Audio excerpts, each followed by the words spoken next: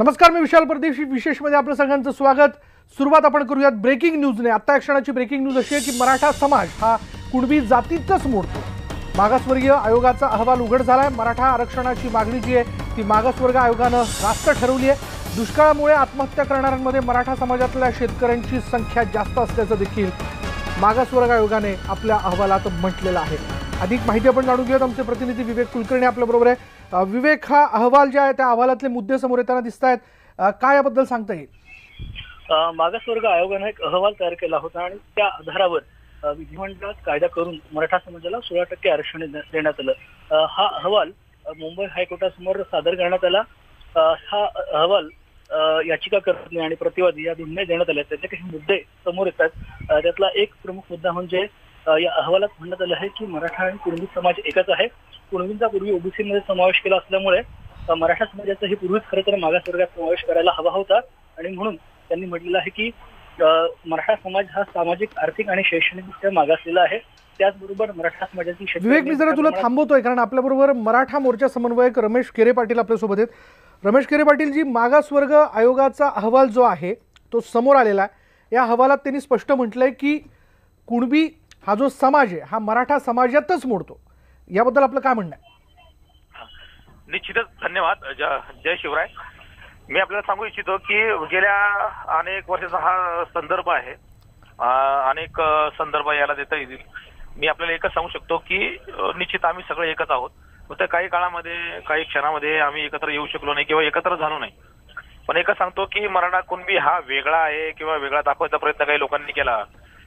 पण इतिहास साक्षीला आहे आणि आज जे अहवालामध्ये नमूद केलेलं गेलं, निश्चित मी त्या गोष्टीची मान्यता देतो. विषय असा आहे की आम्ही एकच आहोत. पण त्या काळामध्ये त्या लोक त्या कुणबी समाजामध्ये गेले आणि कुणबी आम्ही सुद्धा आहोत. मराठा म्हणजे पारंपरिक शेती करणारा माणूस आणि शेती जो करतो तो कुणबीच आहे. आणि कुणबी म्हणजे शेती करणारा. हा काही नवीन संदर्भ द्यायची गरज नाही. निश्चित आम्ही कुणबी आहोत आणि कुणबी सांगायची आम्हाला गरज नाही. आणि कुणबी आहोत आणि त्याच्यामुळे आम्ही आरक्षणाला पात्र आहोत. आपण असं म्हणालात की यापूर्वी कुणबी आपल्याबरोबर नव्हते पण यापुढे असतील, म्हणजे त्यांना आता हा मुद्दा समोर आल्यानंतर त्यांना सोबत घेऊन आपण पुढे जाणार? नाही, थोडस मी आपला विषय दूर. कुणबी आमच्या सोबत नव्हते असं मी कधीच म्हणाल नाही. मी आपल्याला एकच सांगतो की आम्ही सगळे एकच आहोत ना. आम्ही एकत्र असल्यानंतर कुणबी वेगळे असं म्हणण्याचं कारणच नाही. त्यामुळे आम्ही एकत्र जाऊन एवढं आंदोलन केलेले आहे, एवढे संघ राहिलेले आहे. मराठा क्रांती मोर्चा ह्या गोष्टीचा साक्षीदार आहे. मला सांगा, जर कुणबी आमच्या सोबत नसते किंवा कुणबी आम्ही नसतो तर विदर्भामध्ये किंवा उत्तर महाराष्ट्रामध्ये मोर्चे निघालेच नसते ना. हा स्पष्ट विषय आहे. आम्ही एकच सांगू शकतो की सगळ्यात मोठा महत्वाचा विषय असा आहे की आम्ही पहिल्यापासून आम्ही सांगतो की आम्ही शेती करणारे, पारंपरिक शेती करणारे लोक आहोत आणि त्यामुळं कुणबी आम्ही आहोत. धन्यवाद आपल्या प्रतिक्रियेबद्दल. आपल्याबरोबर रमेश केरे पाटील होते, मराठा मोर्चाचे समन्वयक. त्यांनी असं म्हटलं की मागासवर्ग आयोगाचा जो अहवाल समोर आलेला आहे त्या अहवालाशी मी सहमत आहे आणि कुणबी जे आहे, कुणबी हे या मराठा समाजातच मोडतात आणि याबद्दल यापुढेही जाऊन आम्ही त्यांना सोबत घेऊनच चालणार आहोत असं त्यांनी स्पष्ट केलेलं आहे. कुणबी हा बरोबरच आहेत असं देखील त्यांनी म्हटलेलं आहे. पुन्हा एकदा आपण विवेककडे जाऊयात. विवेक, तू सांगत होतास की महत्त्वाचे मुद्दे या मागासवर्ग आयोगाच्या अहवालातले समोर येताना दिसत आहेत. विवेक, निश्चितपणे आता जे केरे पाटील म्हणत होते तोच मुद्दा या अहवालात मुळात मांडलेला आहे की त्यांनी म्हणलं की मराठी बोलणारे हे मराठा या समुदायाची जात ही कुणबी आणि ते कृषी व्यवसायात मुख्यत्वे आहेत. आणि त्यांनी म्हणलं की एक संदर्भ जो मराठ्यांच्या जो शेतकऱ्यांच्या आत्महत्या झाला त्याची काही आकडेवारी समोर आली होती आणि त्यात असं समोर आलं की 2013 ते 2018 दरम्यान 13,368 शेतकऱ्यांनी आत्महत्या केल्या होत्या. त्यात 23.56% शेतकरी हे मराठा तर 19.34% शेतकरी हे कुणबी होते. आणि त्यांनी एक निष्कर्ष यावरून काढलेला होता. त्यांनी म्हटलं की मराठा समाजात ताण आणि निराशा इतकी वाढलेली आहे की या सगळ्यांमुळे अनेक शेतकऱ्यांना आत्महत्या कराव्या लागतात आणि म्हणूनच त्यांना आरक्षण देणं गरजेचं आहे असं देखील या अहवालात स्पष्टपणे म्हणण्यात आलेलं आहे. तसंच इतर जातींपेक्षा मराठा समाजामध्ये कृषी व्यवसायात असलेले लोक अधिक आहेत ही देखील बाब या अहवालात नमूद करण्यात आलेली आहे. विशाल, या अहवालातल्या शिफारशी समोर येताना दिसत आहेत. पुन्हा एकदा आपण या बातमीवरती नजर टाकूयात. आता क्षणाची ब्रेकिंग न्यूज आपण बघतोय. मराठा समाज हा कुणबी जातीतच मोडतो. मागासवर्गीय आयोगाचा अहवाल जो आहे तो उघड झालेला आहे। मराठा आरक्षणाची मागणी मागासवर्ग आयोगानं रास्त ठरवली आहे। दुष्काळामुळे आत्महत्या करणाऱ्यांमध्ये मराठा समाजातल्या शेतकऱ्यांची संख्या जास्त असल्याचं देखील मागासवर्ग आयोगाने म्हटलेलं आहे। परत एकदा विवेककडे आपण जाऊयात। विवेक, जेव्हा या अहवालातले हे महत्त्वाचे मुद्दे पुढे समोर येताना दिसत आहेत, याचा एक सकारात्मक भाग, याची एक सकारात्मक बाजू जर विचारात लक्षात घेतली तर काय याचे परिणाम येणाऱ्या काळात दिसून येऊ शकतात? विशाल, मुळात या आधारेच खरं तर राज्य सरकारनं विधिमंडळात कायदा संमत केलेला होता।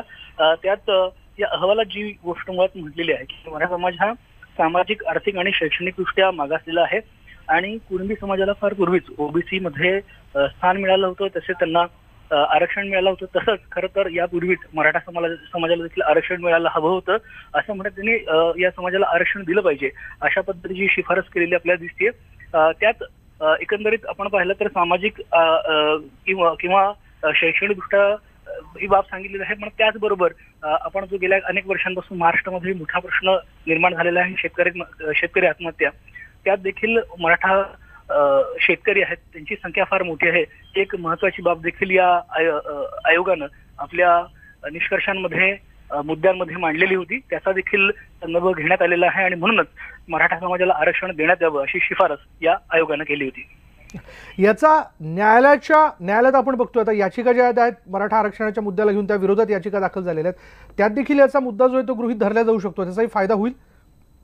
असं आहे की आता दोन्ही बाजूंना मुळात कुठल्या आधारे हे आरक्षण देण्यात आलंय हे नेमका त्याचा अभ्यास करता येईल। या अहवालात नेमकं काय गोष्टी आहेत हे आतापर्यंत उघड झालेलं नव्हतं, त्यामुळे या गोष्टी आता याचिकाकर्ते आणि प्रतिवादी म्हणजे ज्यांनी आरक्षणाला पाठिंबा दिलेला आहे आणि ज्यांनी विरोध केलेला आहे त्या दोघांनाही त्या कळतील आणि त्यातून त्याचा ते युक्तिवाद योग्य रीतीने करू शकतील। कारण हायकोर्टात ज्या सध्या सुनावणी सुरू होती त्यावेळेस या दोन्ही बाजूंचं हेच म्हणणं होतं की मुळात आम्हाला अहवाल मिळाला तर आम्ही सांगू शकतो की नेमकं कुठल्या आधारे हे आरक्षण देण्यात आलेलं आहे आणि त्यांना युक्तिवाद करणं देखील त्यामुळे योग्य रीतीने युक्तिवाद करता येईल असं देखील याचिकाकर्ते आणि प्रतिवाद्यांनी म्हटलं होतं। आणि निश्चितपणे अभ्यास या अहवालाचा केल्यानंतर याचिकाकर्ते आणि प्रतिवादी नेमकं याबद्दलचं काय मत आपलं व्यक्त करतात हे पाहावं लागेल।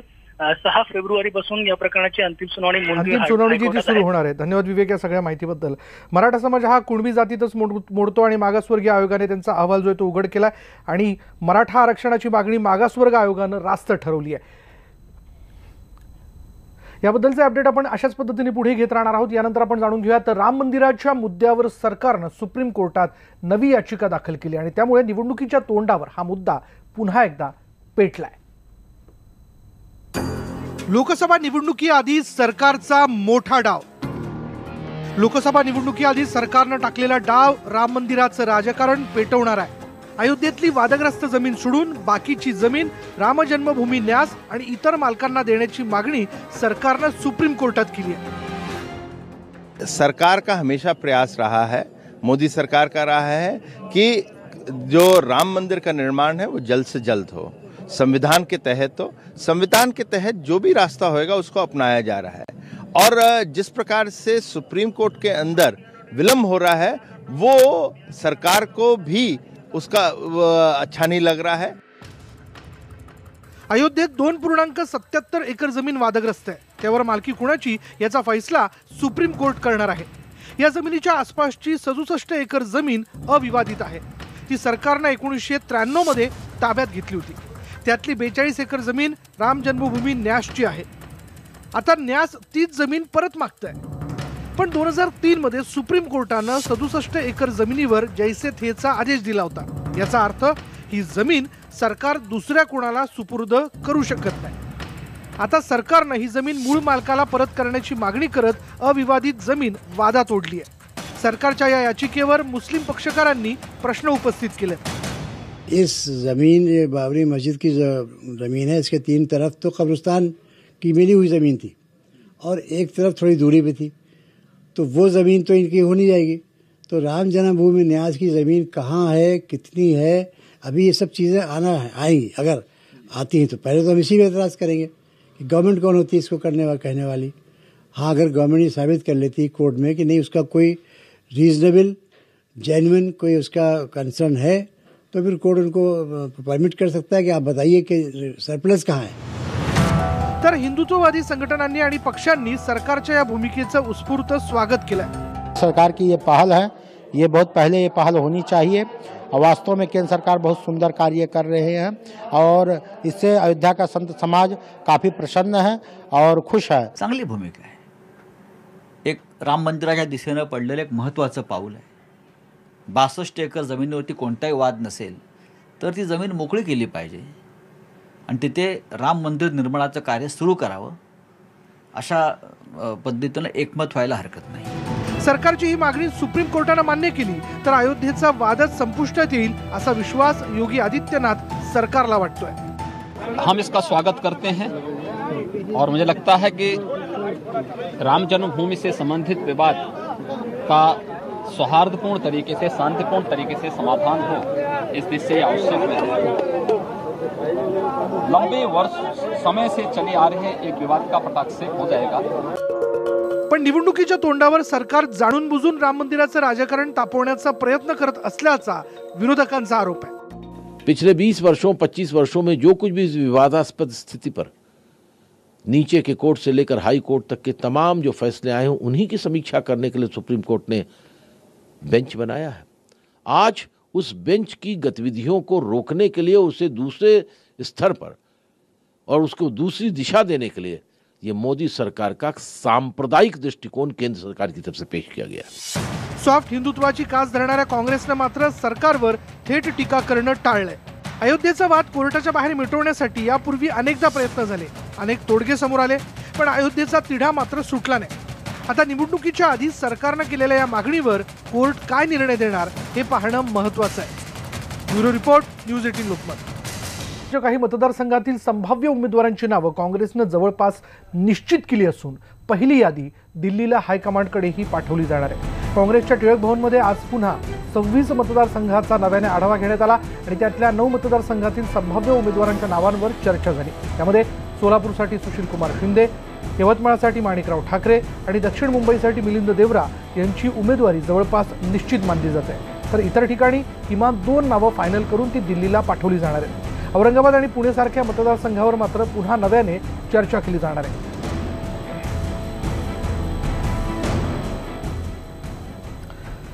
आता पाहूयात महाआघाडीच्या जागा वाटपासंदर्भात आज प्रकाश आंबेडकरांच्या घरी आघाडीच्या नेत्यांची तब्बल 2 तास बैठक झाली, पण या बैठकीतूनही काहीच निष्पन्न झालं नसल्याचं समजतंय। कारण बैठकीनंतर या तिघांच्या विधानांमध्येही काहीशी विसंगती आढळून आली आणि त्यामुळे महाआघाडीतली बिघाडी अटळ असल्याची राजकीय वर्तुळात चर्चा सुरू आहे। वंचित बहुजन आघाडीला काँग्रेस आघाडीत सामावून घेता यावं यासाठी दोन्ही नेते स्वतःहून प्रकाश आंबेडकरांच्या घरी गेले होते। त्या ठिकाणी या नेत्यांमध्ये तब्बल 2 तास चर्चा झाली। बैठकीनंतर सर्व नेत्यांनी कॅमेरासमोर हम सब एक हेची ही अशी पोजही दिली। फोटोच्या खाली लिहा हम सब एक है। तुम्ही हात मिळवला तर एक आहे म्हणून।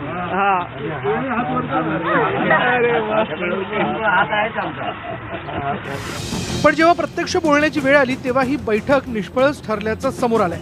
कारण तिन्ही नेत्यांच्या विधानांमध्ये काहीशी विसंगती आढळून आली। जागा वाटपाची ही बैठक सकारात्मक झाल्याचं भुजबळ म्हणाले, तर आमच्याकडे तसा कोणताही प्रस्तावच आला नसल्याचा खुलासा आंबेडकरांनी केला। म्हणजे मी चर्चा आहे आणि एवढं सांगू शकतो यावेळेला की सकारात्मक जी आहे चर्चा झालेली आहे।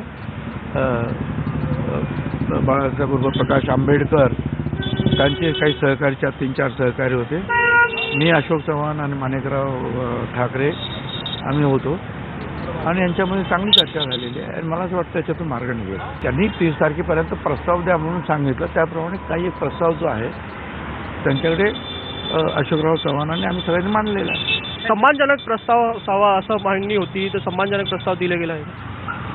बाळासाहेब आंबेडकरांचा सन्मान राखला जाईल एवढं सांग। नाही, चर्चा सुरुवात झाली, आता आम्ही बसू त्याच्यावरती। त्यांनी जर प्रस्ताव त्यांच्याकडून आला तर वेल एंड गुड, नाही आला तर मग आम्ही आमच्या मार्गाने जाऊ।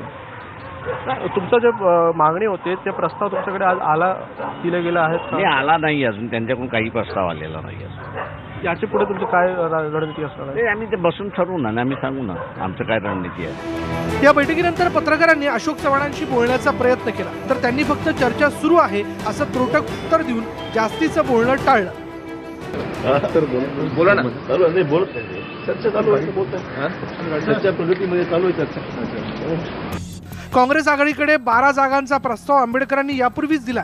हा प्रस्ताव अर्थातच काँग्रेसला अमान्य आहे. पण या जागा वाटपाच्या तिढ्यावर मध्यमार्ग काढण्यासाठी काँग्रेस नेते आंबेडकरांच्या घरी गेले होते. पण 2 तासांच्या चर्चेतूनही काहीच तोडगा निघाला नसल्याचं सध्या तरी दिसतंय. कारण काँग्रेस आंबेडकरांना फक्त अकोल्याची जागा देऊ इच्छित आहे, तर आंबेडकर किमान 3 जागांसाठी अडून बसल्याचं कळतंय. अशातच MIMची साथही आंबेडकरांनी अजून सोडलेली नाहीये.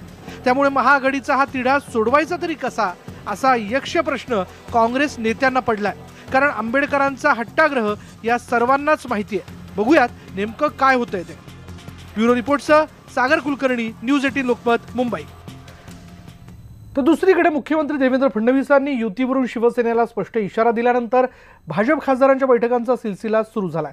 स्वतः मुख्यमंत्री देवेंद्र फडणवीस विभागनिहाय भाजप खासदारांच्या बैठका घेत आहेत. युती आणि इतर मुद्द्यांवर त्यांचं मत जाणून घेत आहेत. आज आणि उद्या या बैठका पार पडतील, ज्यात भाजपचे जिल्हाध्यक्ष आणि स्थानिक पदाधिकारी देखील सहभागी होणार असल्याचं कळत आहे.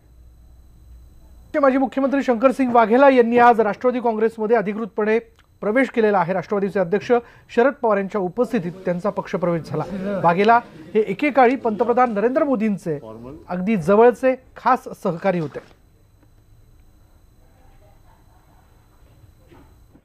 देश में UPA 3 टाइप की एंटी बीजेपी गवर्नमेंट देख रहा और इसमें हमारा रोल जितना भी हो सके गुजरात बाहर भी और एक्ट करने के लिए हम आए हैं, क्योंकि गवर्नमेंट एक क्रूअल है, कॉन्स्पिरेटर है, करप्ट है.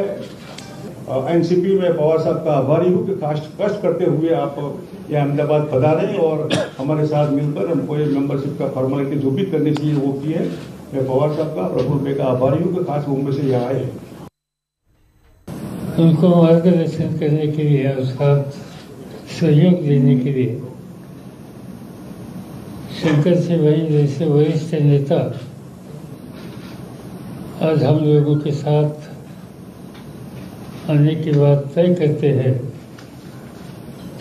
इससे हमारे कार्यकर्ता का हौसला बढ़ेगा और राज्य में और राज्य के बाहर भी एक अच्छा संदेश देने का आज का ये जॉइनिंग प्रोग्राम मददगार होने वाला है. या घडामोडीनंतर विशेषमध्ये आज आपण इथेच थांबणार आहोत. पहा फक्त न्यूज 18 लोकमत.